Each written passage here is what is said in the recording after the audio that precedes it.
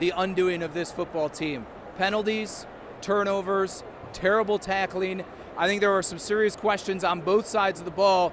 Let's just start generally. What is your instant takeaway from tonight's performance? Everything you said is on the list, but I am putting at the top of the list a dysfunctional Bills offense. This was as bad as I've seen this offense perform in multiple seasons, this Josh Allen version of the Bills offense. They looked like they had no clue as to what the Falcons had cooking defensively.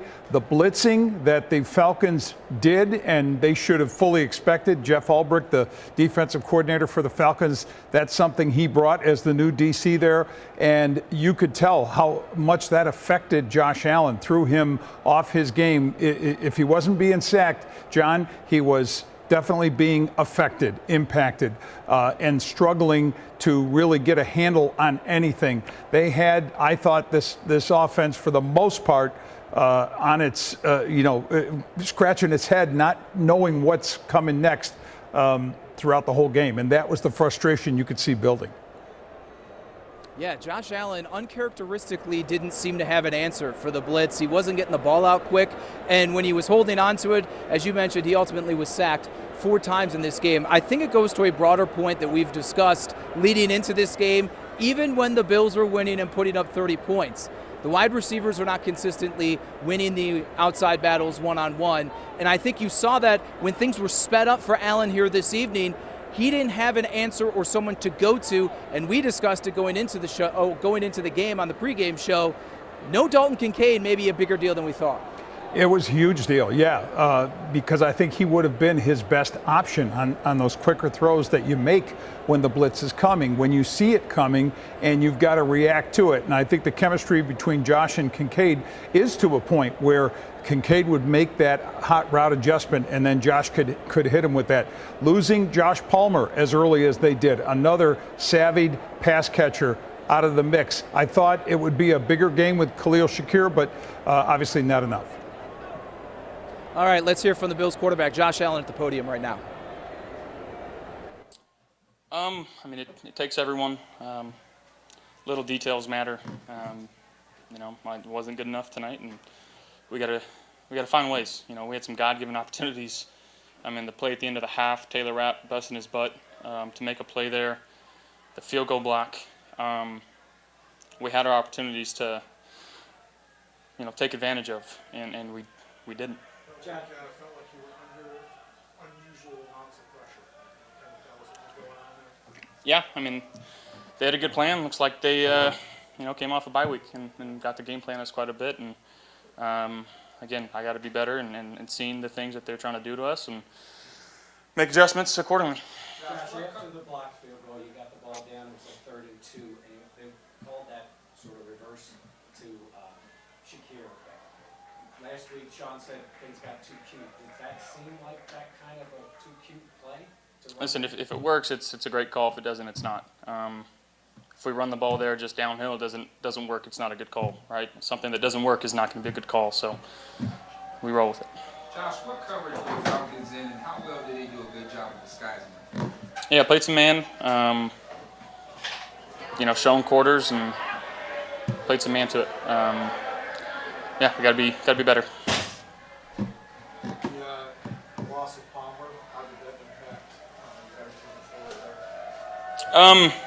I mean, not great being down Dalton, obviously down Curtis. Guys got to step up in that position, and thought there were some plays made tonight, and but we gotta, again, I gotta be better for this team.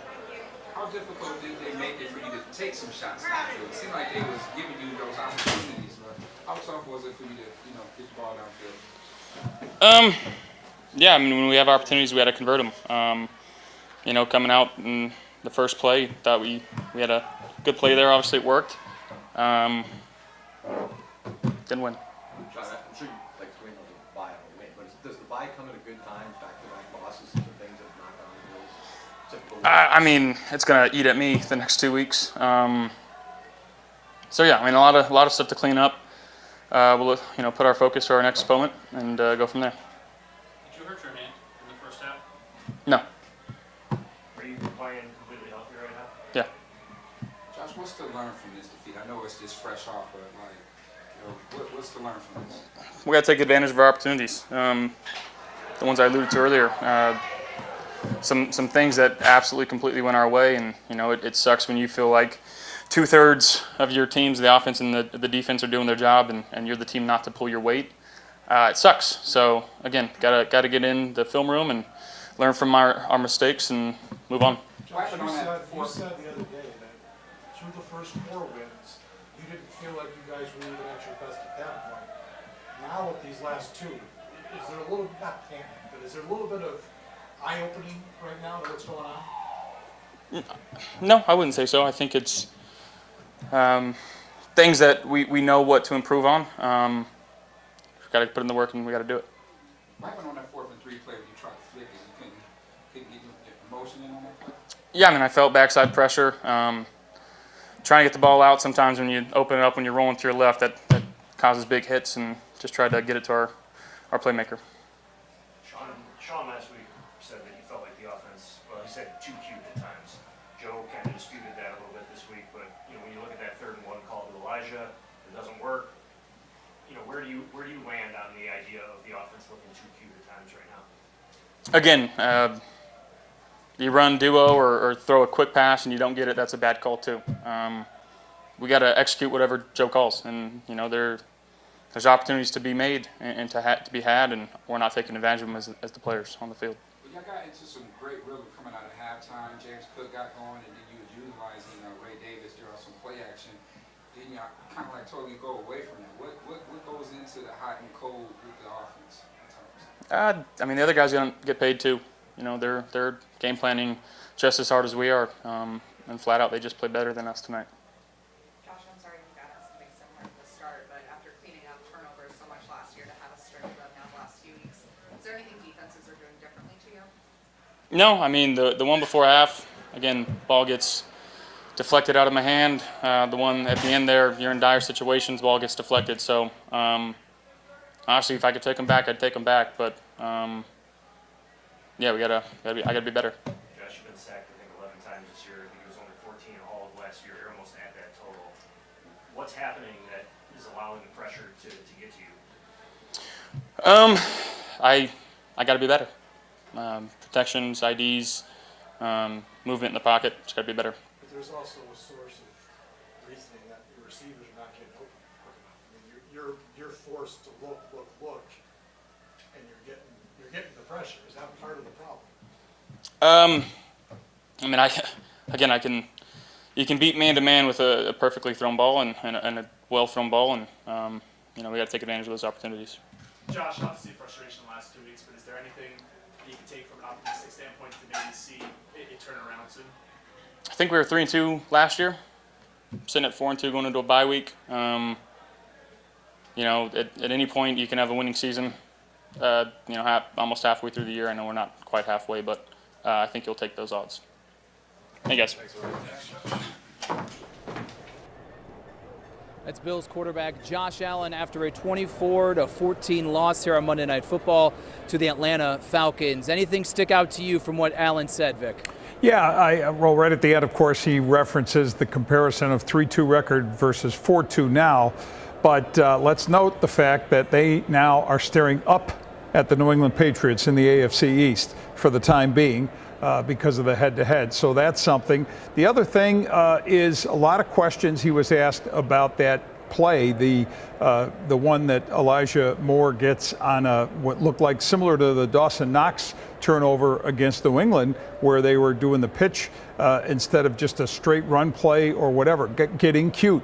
Something Sean McDermott made clear he didn't seem to love after that New England game.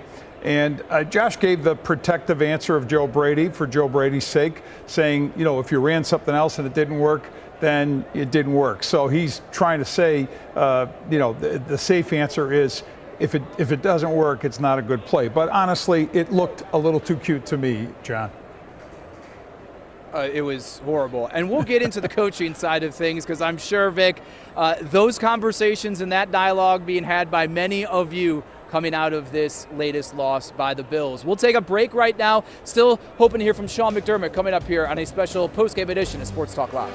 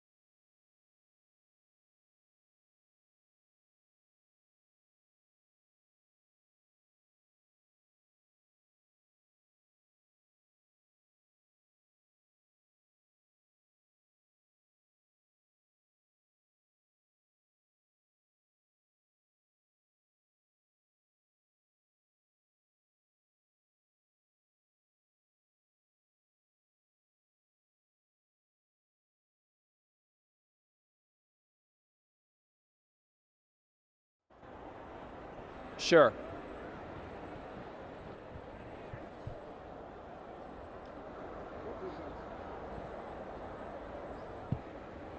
Well, they held him to 3, I think, in the second half.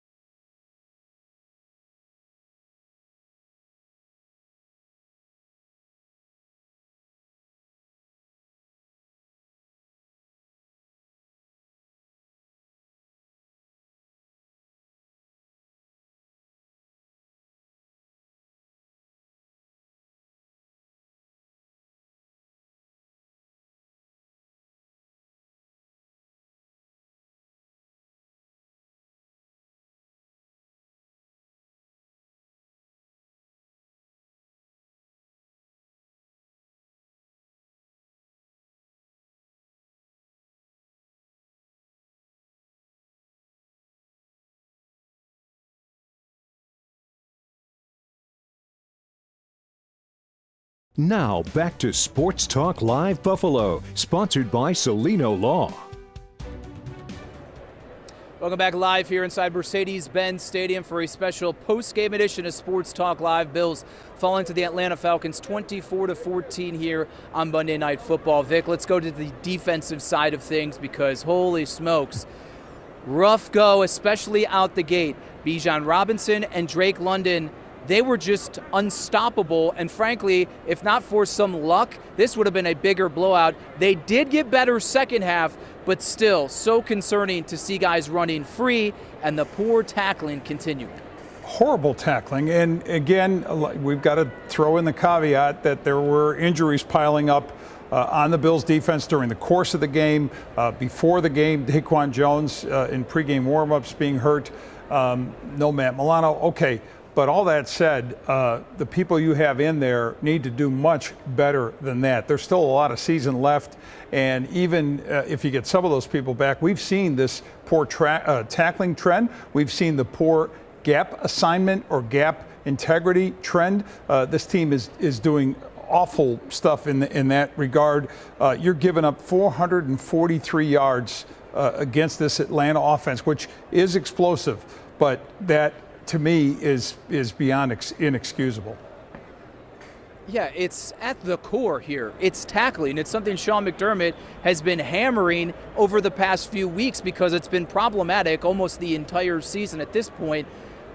It's almost more, regardless of who's out there, infuriating that you're watching the same script play over and over again. Some people will get into the coaching side of this, and Bobby Babich and Sean McDermott, and we spoke on Joe Brady. But the guys on the field, they're responsible to be in the right place and make the play when presented. Exactly, and that's your situation. Look, the circumstance is you have that ugly performance last week. You need to atone for that first and foremost. You need to get yourself back on track.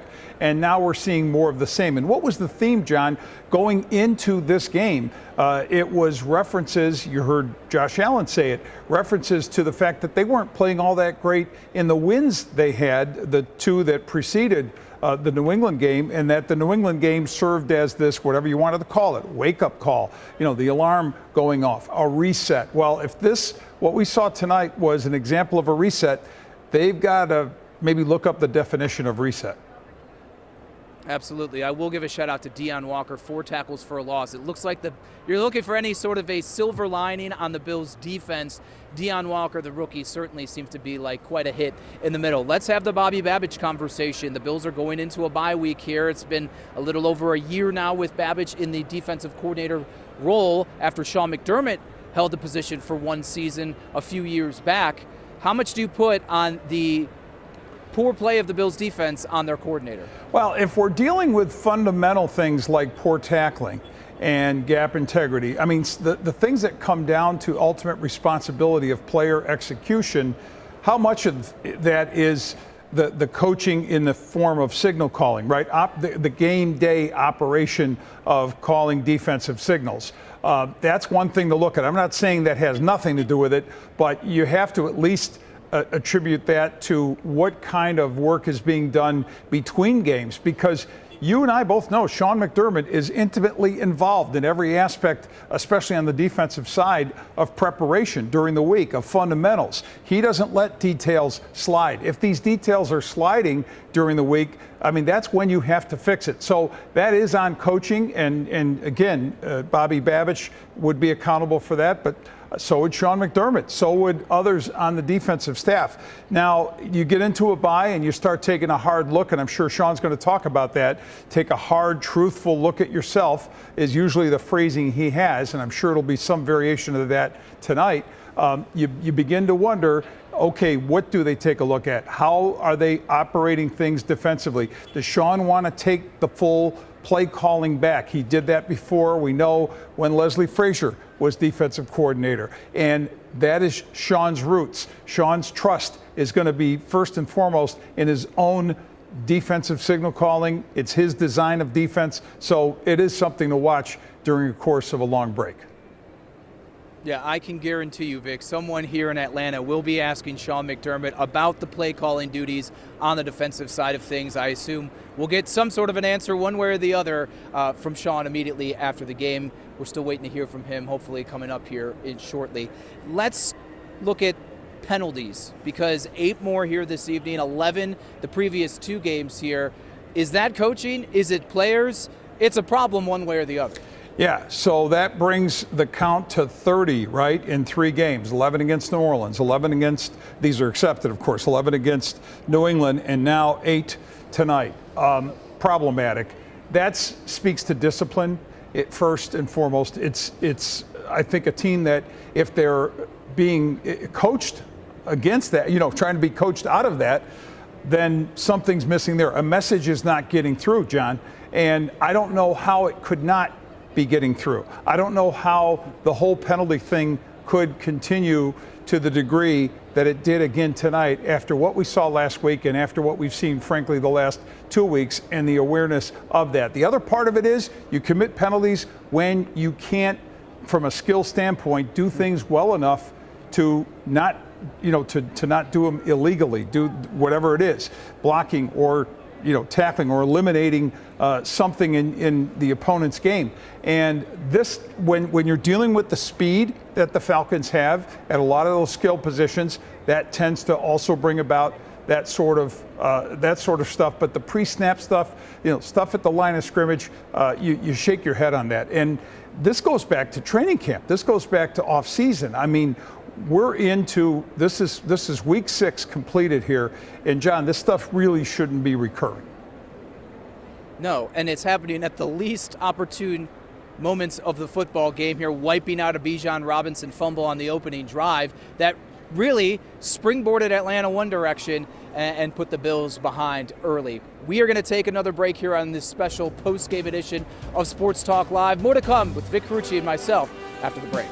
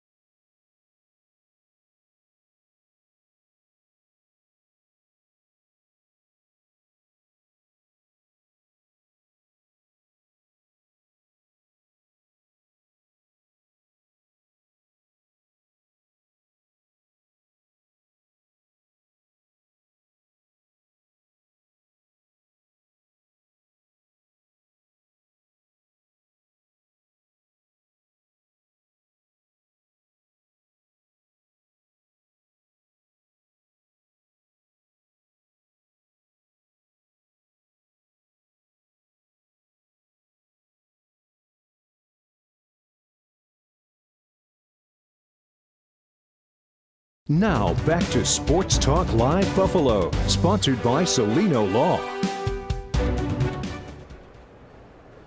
Bills lose their second game in a row, 24-14 to the Atlanta Falcons on Monday Night Football. John Scott here live inside Mercedes-Benz Stadium. Vic Carucci in studio. We're going to flip back to the offensive side of things here, and let's go back to wide receiver. It was a discussion point all offseason. Do they have enough at the position? Brandon Beane clapping back emphatically on WGR, saying, why are we still talking about wide receivers? We discussed it through training camp and the preseason, and here we are 6 weeks in. And injuries and just inconsistency overall, Vic, has us right back in the same spot asking, and I think we have the answer. This team is not equipped well enough at the wide receiver position. Not at all, John. And again, we're giving, rightfully, we're giving praise to the Falcon defense for its strategy, the blitzing that it did, the effectiveness of that. But it was made even more effective because while Josh was trying to deal with the quick pressure that was coming at him from all directions, he's also waiting for people to give him at least some view, some opening, some green separation, and he's not seeing it. He was moving around looking for it, waiting for guys to separate while he moved. Sometimes that worked, but for the most part, that was a problem. It continues to be a problem for this team. Brings the thought that maybe they've got to trade for a guy. All right, here's Bills head coach Sean McDermott speaking after the game. Injuries are not an excuse. There's no such thing as moral victories.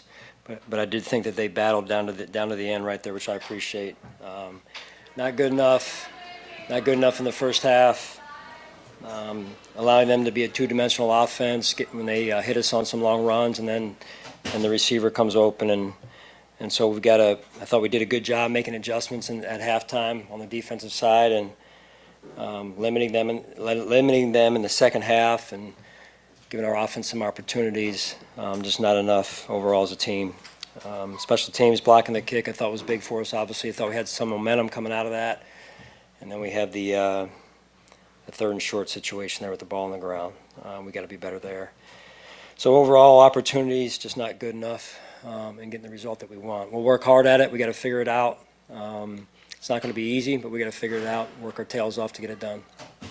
John, obviously the defense struggled in the first half, much better second half, but your offense, that's the surprise. Everyone just expects your offense to score, and it just was not happening. Can you tell us what was going on? Well, I thought, in the first half, you look back at it, I think James had 7 carries roughly. So getting him into a rhythm, staying in a two-dimensional offense against a good pass rushing defense, we knew that was going to be important. We were off schedule quite a bit, and that can't happen against a defense like that. Second half, I thought we found a rhythm in that first drive in particular, and but then after that, again we were shooting ourselves in the foot there.